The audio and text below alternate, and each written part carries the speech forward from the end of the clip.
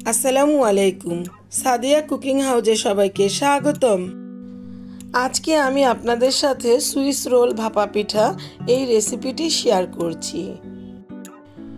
এখন তো প্রায় শীত চলেই গিয়েছে, এর মধ্যে আমি তৈরি করে নিলাম এই পিঠা। এই পিঠাটা কিন্তু খেতে খুবই টেস্টি হয় এবং খুব সহজে আপনার হাতের কাছে যেসব উপকরণ পাওয়া যায় তা দিয়েই তৈরি করে নিতে পারেন এই মজাদার পিঠা। এই পিঠার ভিতরের পুরটা তৈরি করার জন্য এখানে দিয়ে দিলাম 1 কাপ পরিমাণ খেজুরের গুড়। খেজুরের গুড়টাকে এবার একটু হিট দিয়ে নিব, অর্থাৎ গলিয়ে নিব। অল্প হিটে গুড়টাকে গলিয়ে নিচ্ছি। এই যে গুড়টা গলে গিয়েছে, এটাকে একটু নেড়েচেড়ে দিতে হবে। একটা পর্যায়ে যখন গুড়টা এরকম গলে যাবে তখন এখানে দিয়ে দিব নারকেল। আমি এখানে একটা নারকেল কুড়িয়ে নিয়েছি। এই নারকেলটা দিয়ে এবার এগুলোকে নেড়ে চেড়ে দিতে হবে। এটাকে বেশ ভালোভাবে নেড়ে চেড়ে দিতে হবে এবং গুড়ের ভেতরের রসটা শুকিয়ে আসতে হবে।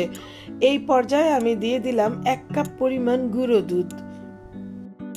গুঁড়ো দুধটা দিলে এর স্বাদটা দ্বিগুণ পরিমাণ বেড়ে যাবে এবং খেতে খুব মজা লাগবে। দুধটাকে বেশ ভালোভাবে গুড়ের সাথে মিশিয়ে দিতে হবে।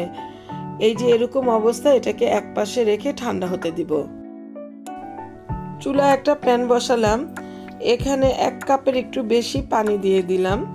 পানিটা দেওয়ার পর এখানে পরিমাণ মতো লবণ দিয়ে দিলাম।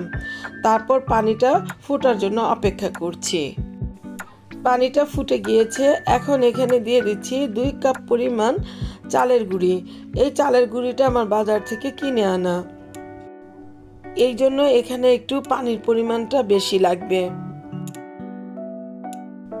চালের গুঁড়িটাকে খুব সুন্দরভাবে পানির সাথে মিশিয়ে দিতে হবে। এই যে এভাবে নেড়ে চেড়ে দিতে হবে।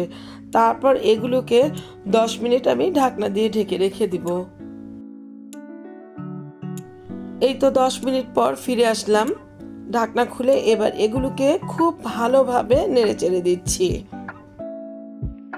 এই কাজটা কিন্তু একটু গরম অবস্থায় করে নিতে হবে।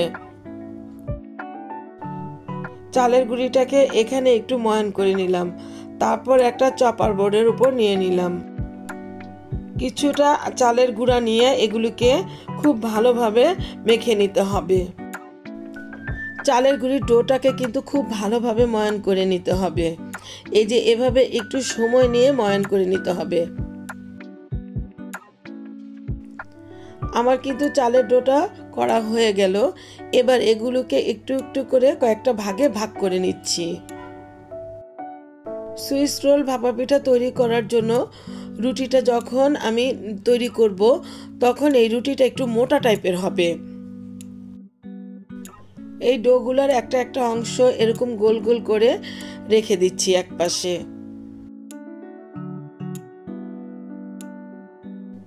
এগুলোকে 6 ভাগে ভাগ করে নিলাম।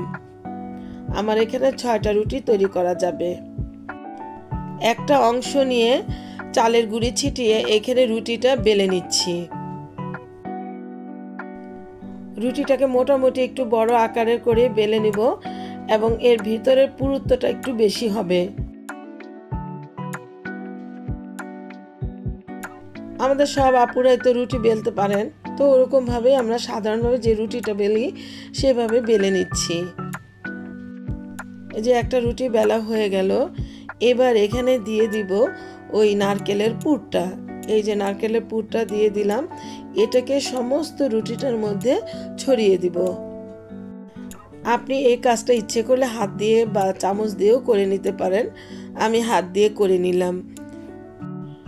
সমস্ত রুটিটার সব জায়গায় যেন এই পুরটা লেগে থাকে সেভাবেই তৈরি করে নিতে হবে।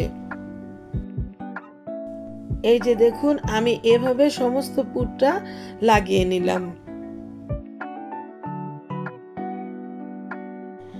এবার এটাকে ফোল্ড করে নিচ্ছি। খুব সাবধানতার সাথে এই ফোল্ডটা করে নিতে হবে। এই যে আমার একটা রুটি ফোল্ড করা হয়ে গেল।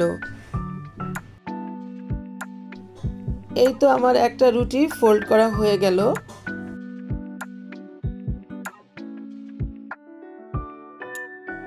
একইভাবে দ্বিতীয় আরেকটা রুটি তৈরি করে নিচ্ছি।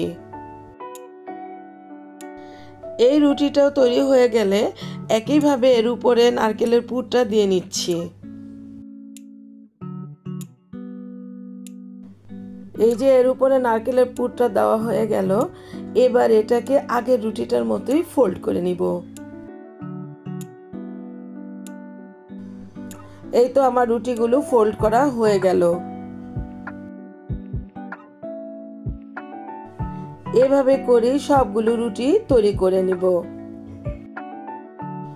ওইদিকে চুলায় একটা প্যান বসালাম, প্যানের মধ্যে পরিমাণ মতো পানি দিয়ে দিলাম।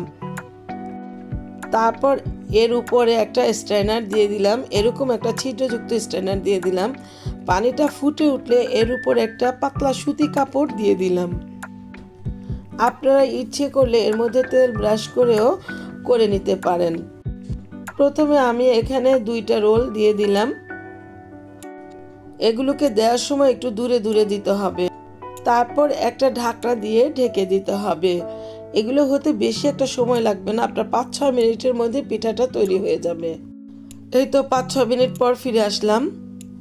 আমার কিন্তু সুইস রোল ভাপা পিঠাটা তৈরি হয়ে গেল। এগুলো নামিয়ে নিচ্ছি। এই যে আপনাদেরকে কেটে দেখাচ্ছি।